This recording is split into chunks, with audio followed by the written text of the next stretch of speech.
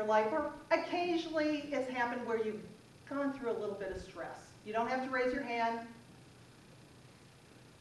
So many things are going on. You're busy at your job, or your lack of a job, or you're taking the kids here and the grandkids here, and you have no time on your own, and we get so focused and busy and stressed. So how do we get out of that? Well, the Institute of HeartMath also shares an exercise which only takes a minute or two, depending on what you need. And we're going to do this now to get you out of that stress response and get back into the love response. So if you would all close your eyes and put your hand on your heart. And right now, just by putting your hand on your heart, you're starting to have endorphins going through your body. And start to concentrate on that area around your heart. And taking some big breaths in, feel that it's your heart that's breathing. Your breath is coming in through your heart and out through your heart.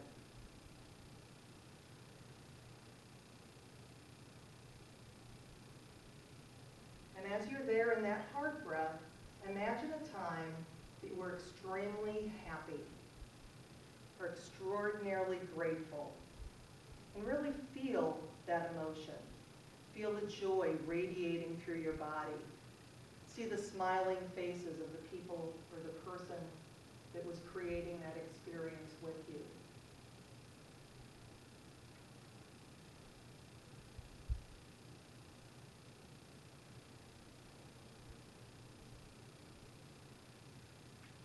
And when you reach that point of being totally in that emotion, think about the event that's causing you stress right now. And ask yourself the question, what can I do to look at this situation differently? And listen to what your heart has to say.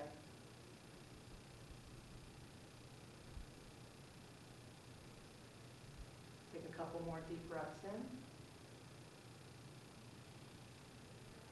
And when you're ready, come back.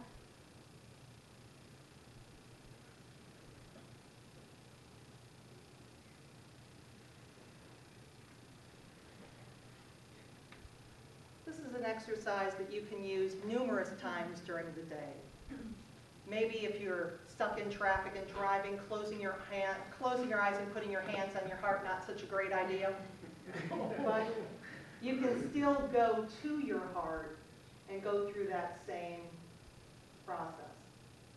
And I like to talk about the pocket happy place. You know, sometimes when you're just in that stress mode and you can't get there, I like to have a residual happy place that I can automatically go to. So think about when you're having a good day or you're in a good mood, think about 2 or 3 things you just want to keep in that hip pocket so that when you are using that exercise that you can go to that.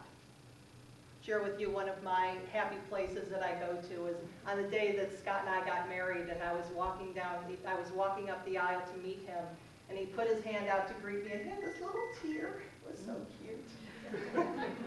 So that's one of my pocket happy places. So we've taken a look at taking the time to express our gratitude, looking at the health benefits, the A, acknowledge those we love. Albert Schweitzer wrote, "At times our light goes out and is rekindled by a spark from another person. Each of us has cause to think with deep gratitude of those who have lighted the flame within us."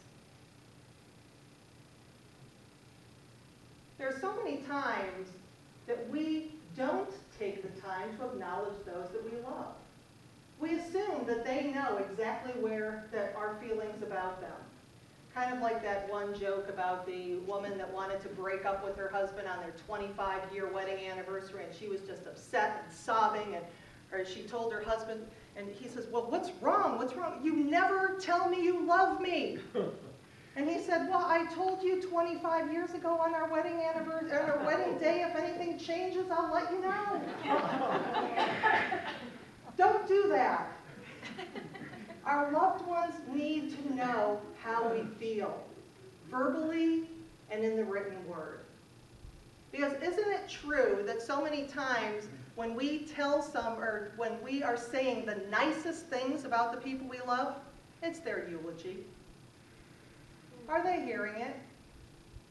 I think that it should actually be illegal for us to ever say something at somebody's eulogy that we did not tell them when they were still on the planet to hear it.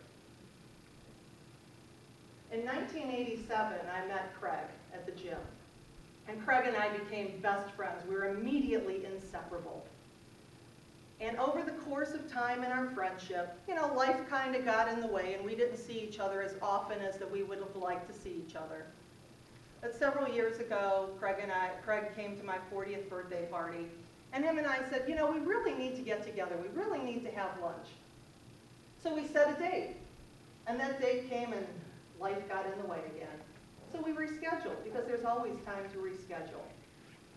Unfortunately, 2 months later, Craig had made his transition at 42 years old after a battle with pancreatitis. And I thought, did I tell Craig how I felt about him often enough? I thought that I did. And I was one of the people that was blessed to share it and gave his eulogy part of it. But did I say those same things often enough to him that I was to share with the congregation? And so I wanted that second chance. I wanted that chance to say everything that I wanted to say again. And be careful what you want, what you wish for. Because a couple weeks ago, I had the opportunity to do just that. My first husband, Jeff, has been fighting a 2-year battle with stage 4 pancreatic and liver cancer. And he's still hanging on. He's in hospice, and his mom thinks that it's getting close. But on the 5th, he called to say he was making all of his phone calls for his final goodbyes. So we talked, and I told him that I loved him, and we just shared a couple minutes together on the phone. And as I hung up the phone, I thought, if I was giving Jeff's eulogy, is that all I would have said? I thought, no. So I called him back. Thankfully, he was still awake. And during that phone call, I was able to share with him all of the good times, and from my heart, what a kind and beautiful man he was, and that I was honored to have him in my life since I was 14 years old. I wished him the best. He also shared with me from his heart. And then as we said our goodbyes, I said, if there's any way possible for you to contact me from the other side, please do. I really want to know what it's like. But that's powerful, of being able to share everything that's resonating with you with the people that you love. And waiting until they're in their last days is too late. We need to do that regularly and consistently and take the time to acknowledge the people that we love. That was the third step of the A. And let's look at the N, to notice the world around us. Is this not one of the most beautiful falls we have had in a long time?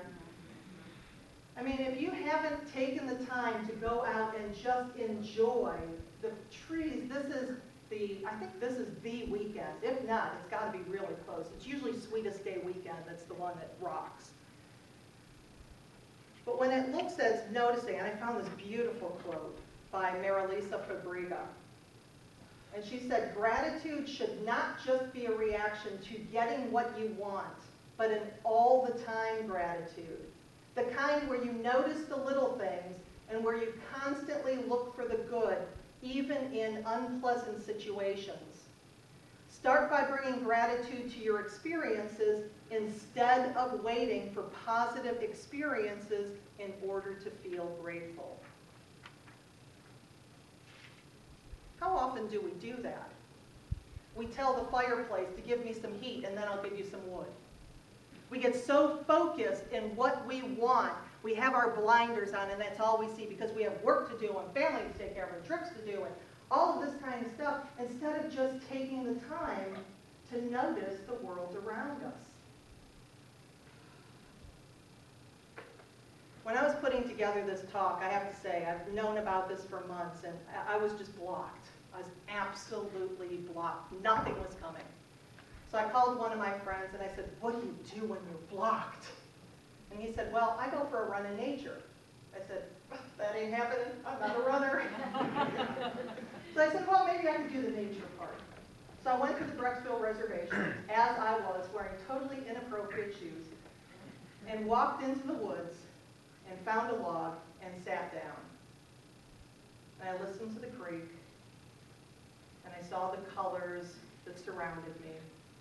And I looked up into the sky, the beautiful sun and the blue sky, and then there were clouds around, and these really heavy clouds came, and they covered up the sun for a minute. And then they went away, and the clouds got lighter, and the sun came back out. The leaves were rustling, and some of them would fall and land gently on me or hit me in the face. And it was just a beautiful, powerful experience of taking that time and just releasing and just being.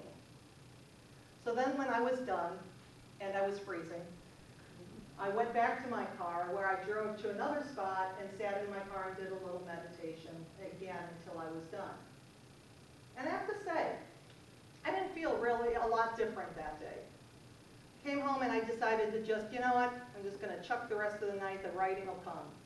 Because I know how inspirational Dana is every week, and I wanted to inspire you the way I have been inspired by you for so long, so that stress was on me. And so the following day, I had a window. Between all these meetings, there was this little window, and I said, okay, I'm writing.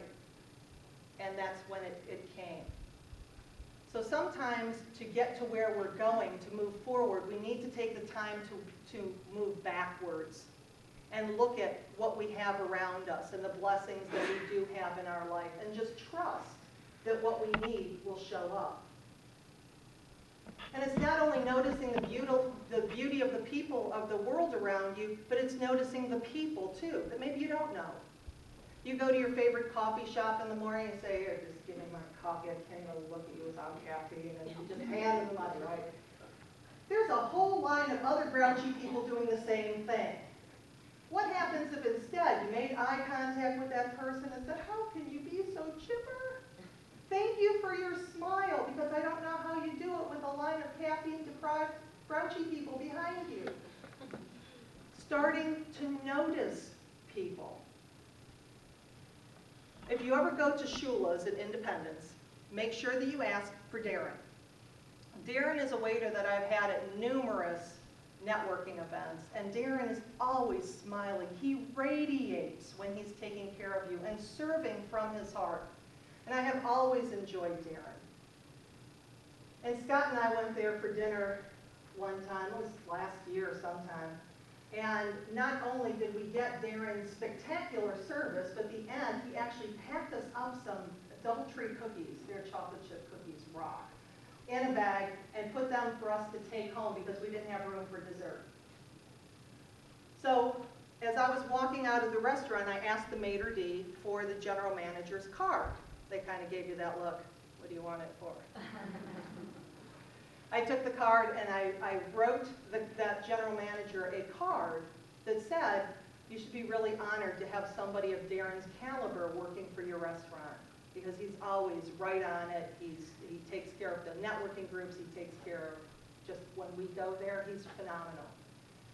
The next time I went to Shula's for my networking group, I found an envelope with my name on it waiting for me. And when I opened it up, it said, a poem to Lisa Ryan. Positive thinking is a life raft to the soul when you feel like your ship is sinking. A positive outlook each day invites God's special blessings to come your way. Lisa, I can say with all positivity that your act of kindness to my heart has forever inspired me. My way of thanking you will be to pass on that beautiful, positive vibe in all you say and do. It's incredible. It's amazing how one person's sunshine can incredibly change another's life. And it makes me proud to say you're a friend of mine. God bless you, Darren.